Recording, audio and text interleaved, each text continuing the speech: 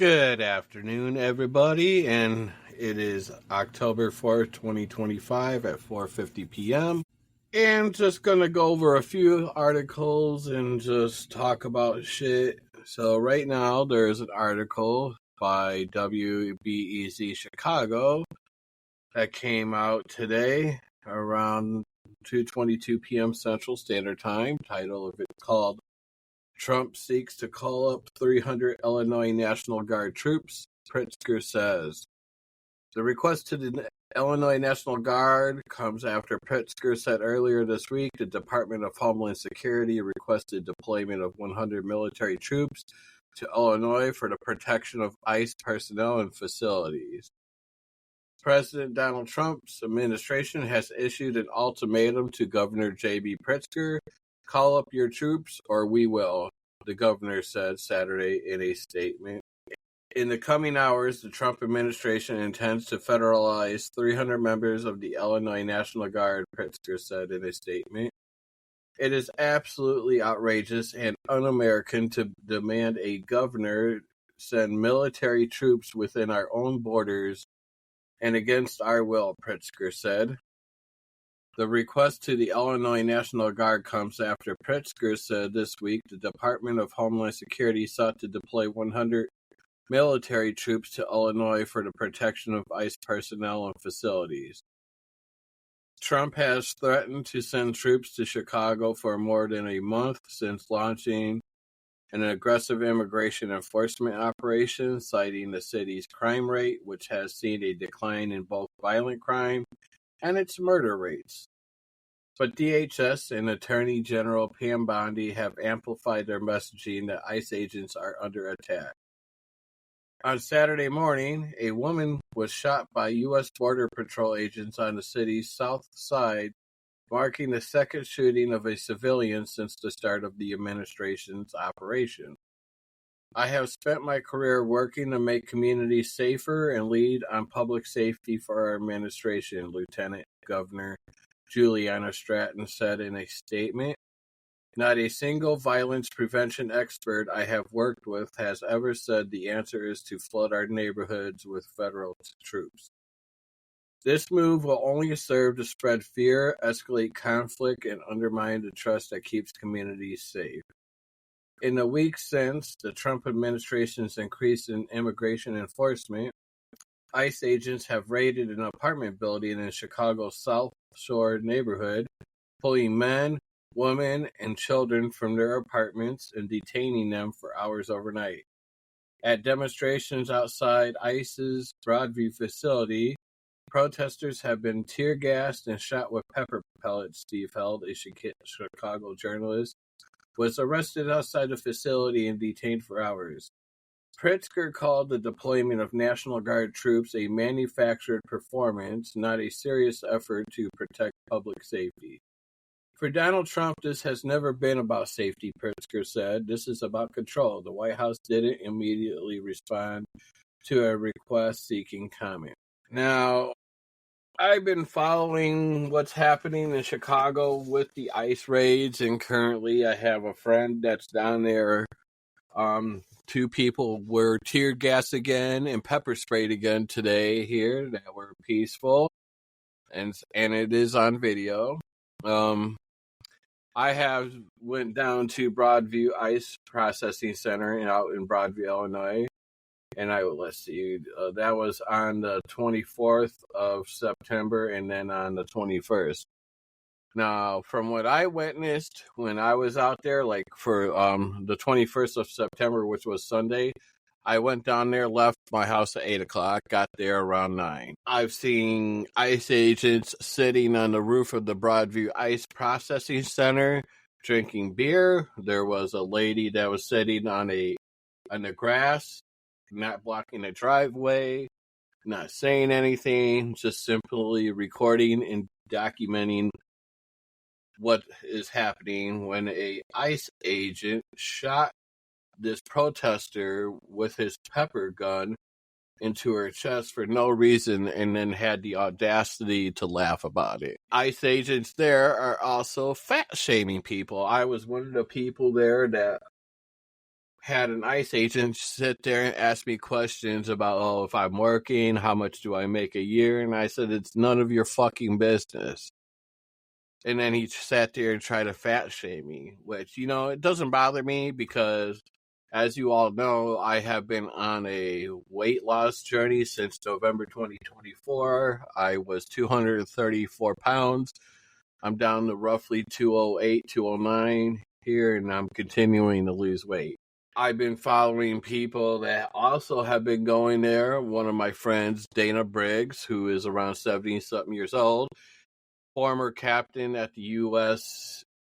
Air Force, this past Saturday, which was the 27th of September. He ended up being detained and arrested and ICE caused him to fall backwards and hit his head. He was taken to Loyola Hospital where he was treated for several hours. Then after the hospital, they took him to the federal prison down in downtown Chicago. And then he was released, I believe, this past Monday here. They charged him for assault of a federal agent, but when we look at the video footage of it, it does not show that he assaulted the federal agent.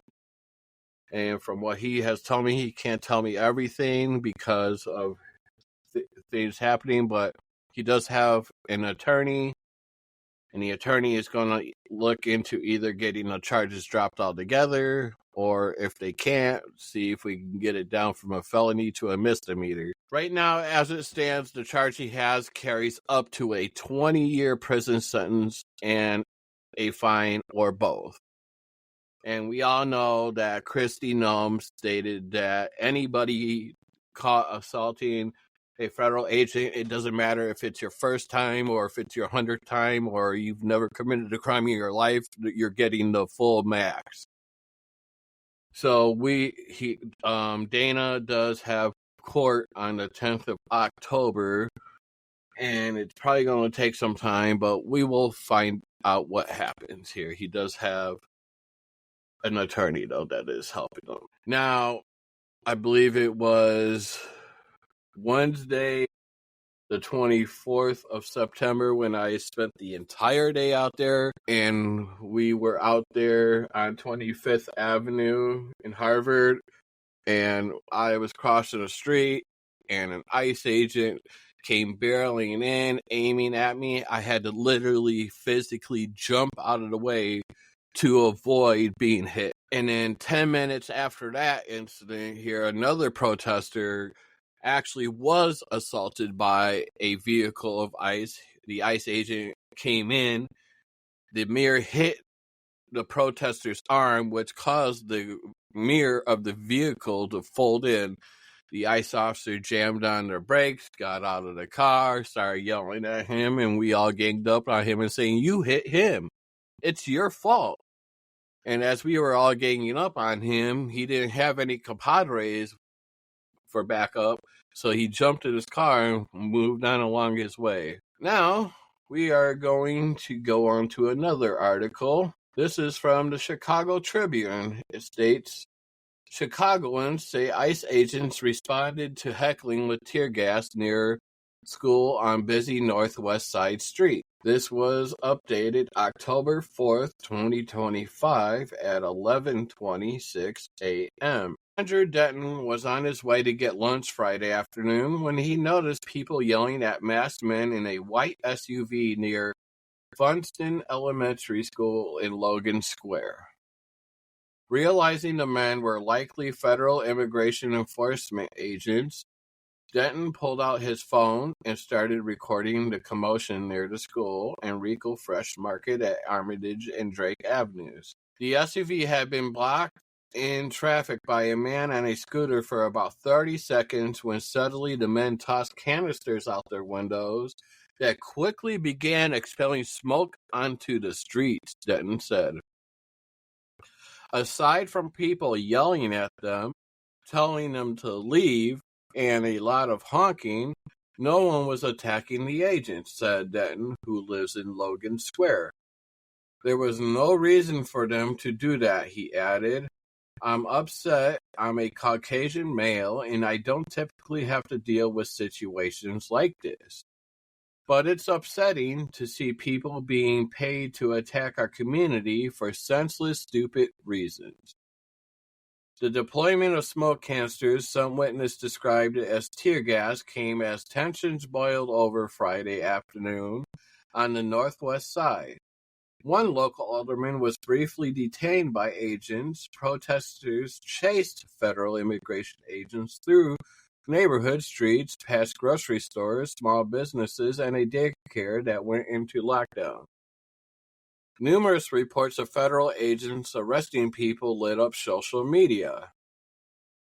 Group chats and rapid response teams, the escalation in Chicago coming after a tense morning outside the U.S. Immigration and Customs Enforcement Processing Center in Broadview, Illinois, when federal agents confronted hundreds of protesters, resulting in several arrests. DHS and ICE officials did not return requests for comment. From raids to public shows of force, the city and suburbs have been feeling the weight of President Donald Trump's immigration crackdown for weeks. Since Operation Midway Blitz began in early September, ICE and the U.S. Border Patrol have made more than 800 arrests, according to a statement Wednesday from the Department of Homeland Security. Funston Elementary officials confirmed reports of federal law enforcement activity near the school in a letter to community members Friday. Though the activity was not on the school grounds, recess was held indoors out of an abundance of caution, Principal Sarah Trevino Terrones wrote. All of our students and staff members are safe, she said. 10 minutes before Funston let students out for the day, yellow school buses linked the front of the campus around the school's perimeter. Dozens of community members stood on sidewalks and street corners. Community members told the Tribune they had flocked to the school to have more eyes on the campus come drop-off and help ensure students return home safe with their families. Funston was one of the several schools on the northwest side that had community members turning out for a show of extra support Friday afternoon. At several area campuses, Funston included, Chicago Teachers Union members monitored the missile. Among those waiting was Betsy Pillion. Earlier in the day, Pillion, who lives up the street from Funston, saw videos of the incident outside Rico Fresh circulating on social media. I was overcome, the 35-year-old said. I knew that I needed to get out and find something to do to help my neighbors. She said her goal was to show students and families that the community stands behind them. Neighbors recalled seeing helicopters over Logan Square Friday morning. Those caught in the fray outside Rico Fresh described the moment as scary and painful. They said the smoke that agents released burned their eyes and had them scrambling to get out of the way. Standing across the street from Funston with a whistle around her neck, lifelong Logan Square resident Megan Wagner, 31 years old, kept watch on the school after seeing the aftermath of agents throwing out canisters firsthand. Wagner was driving back from West Humboldt Park when she saw that traffic had stopped outside Rico Fresh. She watched as several people standing by rinsed out their eyes, she said. This is my neighborhood, she said. I want everybody to be safe. Meanwhile, immigration attorneys and a Northwest Side alderman say federal immigration agents blocked them from assessing a man being treated at Humboldt Park Health Friday afternoon for injuries that occurred during his arrest. Alderman Jesse Fuentes was briefly placed in handcuffs during the confrontation. In a video of the altercation, Fuentes, 26, can be heard making repeated demands that the agents present a warrant in the man's arrest. Do you have a signed judicial warrant for him? She said as one of the agents shoved her around and placed her in handcuffs, video of the altercation shows. Fuentes was released after 5 minutes when she insisted officers tell her what crime she had committed, she said in a news conference afterward. They appeared to be ready to place her in a van. Immigration attorneys Enrique Espinoza and Jason Lee Garcia told the Tribune hospital leaders allowed them inside, but federal agents physically blocked them from the man. They argued that constituted a complete violation of his rights due to due process and legal representation. We haven't been allowed to talk with him to be able to get his side of the story, speak with him, his constitutional rights, Espinoza said. It's difficult to say what's the strategy right now other than to put more pressure on them to remind them about their obligation. Cook County Commissioner Jessica Vasquez told reporters that agents were not allowing the man to speak with an attorney, despite his request. I will not leave the front of this hospital until I am sure that the individual is connected to a lawyer so that he is not disappeared and kidnapped by federal agents, she said. A host of progressive elected officials called for new laws to restrict federal immigration agents. U.S. Rep. Delia Ramirez, a Democrat, has backed federal legislation to ban agents from hospitals, schools, and faith communities. Mayor Brandon Johnson is considering implementing more executive orders in an effort to restrict ICE's activities, said Beatriz Ponce de Leon, Johnson's deputy mayor of immigrant and migrant refugee rights. Don't turn away when you see atrocities. Record them, share them, talk about them, Ponce de Leon said. Alderman Rosana Rodriguez Sanchez, 33rd, pushed in Spanish for ordinances to require city employees to report agents that arrive in any city-run building and to allow the city's police accountability authorities to investigate reported collaboration between Chicago Police Department and federal immigration authorities. Near the hospital, a group of protesters followed immigration agents driving through the neighborhood in a pickup truck. The agents stopped in front of a daycare that went into lockdown, then a plant store before pulling away as demonstrators shouted insults and demanded they move. All right. So, yeah. I'm like, we all are seeing videos here, whether it's in Chicago or in Portland here or in Los Angeles here. What is going on is just horrendous here. We read articles of them jumping out of helicopters and rappelling into there and destroying property, breaking windows, cutting down fences, busting down every door, bombing them off here and ripping kids away, ripping mothers away, ripping fathers away, putting hand restraints on children as young as 4 years old here and throwing them in the back of a paddy wagon in the back of a U-Haul here, treating them like they're the most violent people, like they have gone into buildings and blown them up here at 5 years old, which is so disgusting. This article is from Reuters, titled, Second U.S. Appeals Court Rejects Trump's Order Curtailing Birthright Citizenship. October 3rd, 2025, 5:39 Central Standard. Boston, October 3rd, Reuters. President Donald Trump's effort to curtail birthright citizenship was declared unconstitutional by a second U.S. appeals court on Friday, handing him another defeat on a core piece of his hardline immigration agenda, whose ultimate fate may lie with the U.S. Supreme Court. A 3-judge panel on Boston, based on First U.S. Circuit Court of Appeals, upheld injunctions won by Democrat-led states and immigrant rights advocates that have stopped the Republican president's executive order from taking effect nationwide. Trump's order, issued on his first day back in office on January 20th, directs agencies to refuse to recognize the citizenship of U.S.-born children who do not have at least one parent who is an American citizen or lawful permanent resident, also known as a green card holder, which we all know he is not allowed to do that because the 14th Amendment, Section 1 states, if you are born in this country, you are a U.S. citizen. U.S. Circuit Judge David Barron said Trump's order violated the U.S. Constitution's 14th Amendment, which states that anyone born in the United States is considered a citizen, which is what I just said.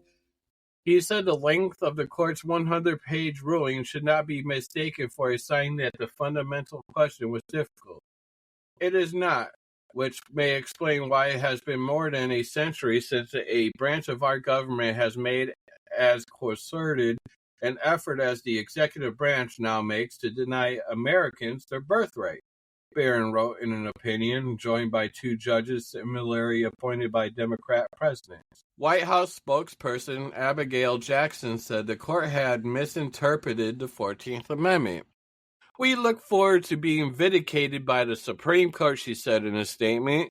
The First Circuit was reviewing rulings by U.S. District Judges Leo Sorokin in Boston and Joseph Lamplanty in Concord, New Hampshire, who earlier this year in separate cases blocked Trump's order from being implemented. The First Circuit's decision came after another appeals court, the San Francisco-based 9th U.S. Circuit Court of Appeals, in July, similarly upheld a nationwide injunction blocking Trump's order from taking effect on the grounds that it violated the citizenship clause of the 14th Amendment, which again states if you are born on U.S. land, you are a citizen of this country. The administration last week asked the U.S. Supreme Court to hear its appeal in that case and a related one.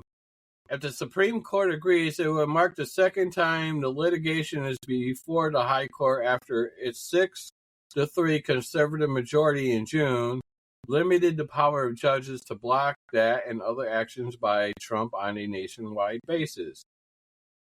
The Supreme Court at that time did not weigh in on the validity of Trump's birthright citizenship order. But in 3 cases where judges have declared it unconstitutional, the court limited the ability of judges to issue so-called universal injunctions and directed lower courts that have blocked Trump's policy nationally and reconsider the scope of their orders. The Supreme Court's ruling opened the door to Trump's order taking effect in parts of the country, yet judges have repeatedly since then kept blocking it nationwide. Those judges include Sorokin, who reaffirmed his original decision to halt the policy nationwide, and LaPlante, who issued a new injunction in a newly filed nationwide class action, a vehicle the Supreme Court's ruling suggested was permissible. Now, as you all know here, because I will read it verbatim what the 14th Amendment said. 14th Amendment, Section 1. Go directly to the Constitution here. States all persons born or naturalized in the United States, comma, and subject to the jurisdiction thereof, comma, are citizens of the United States and of state wherein they reside. No state shall make or enforce any law which shall abridge the privileges or immunities of citizens of the United States, semicolon, nor shall any state deprive any person of life, comma, liberty, comma, or property, comma, without due process of law, semicolon, nor deny to any person within its jurisdiction the equal protection of the law. Now, when they created the 14th Amendment, Section 1, isn't it funny that they knew the distinction between persons and citizens? Because in this section here, they use persons twice, and they use the word citizens twice. So they know the difference between a person and a citizen. I'm going to read the first part of it again. All persons, keyword, all in persons, born or naturalized in the United States, comma, and subject to the jurisdiction thereof, are citizens of the United States and of state where they reside. And the Supreme Court has already made rulings on this here. On Wong v. Kim, I believe the case is. I'm trying to find that here. United States versus Wong Kim Ark, which basically stated a child born in the United States of parents of Chinese descent who at the time of his birth are subject of the Emperor of China but have a permanent domicile and residence in the United States and they're carrying on businesses, blah, blah, blah. Basically, they ruled in that case right there that anybody that's born in the United States of America are U.S. citizens. It doesn't matter if their parents are here from China, or they're here from Japan, or if they're here from Ukraine, or if they're here from Mexico, or if they're here from Canada, or if they're here from South America, or if they're here from Paris, or wherever. If their child is here, if the mom is here, and that mom gives birth inside the United States of America, they are citizens. It's as clear as day. It's as clear as day, and it can't be any more simpler than that. But what they are trying to do is trying to take a snip of the 14th Amendment, Section 1, where it says, and subject to the jurisdiction thereof. Here, they're trying to sit there and claim, in the Constitution, it says, subject to the jurisdiction thereof. Well, what they fail to realize is it says, all persons born or naturalized in the United States, comma, right there, that's one statement that says all persons born or naturalized in the United States. So that means all people born in the United States are automatically United States of American citizens. Point blank, case closed. Have a good day. But I'm going to cut this here now since I've been recording for over a half an hour, and I'm going to start doing these reading sessions here every day just to keep people posted. Please like these videos, subscribe here. It costs you nothing to subscribe to my Substack. We have a protest in Rockford this coming Saturday, the 11th of October, from 12 p.m. to 1 p.m. on the corner of Sandy Hollow Road and 11th Street here in Rockford, Illinois. Bring friends, bring family, bring anybody, invite people, invite your coworkers, invite your church people. I don't care. Invite whoever you can and bring them here. And we got to make sure that we get people registered to vote. And hopefully we could flip the tables on them November 2026 here. So other than that, I hope everybody has a good rest of your weekend, and peace out.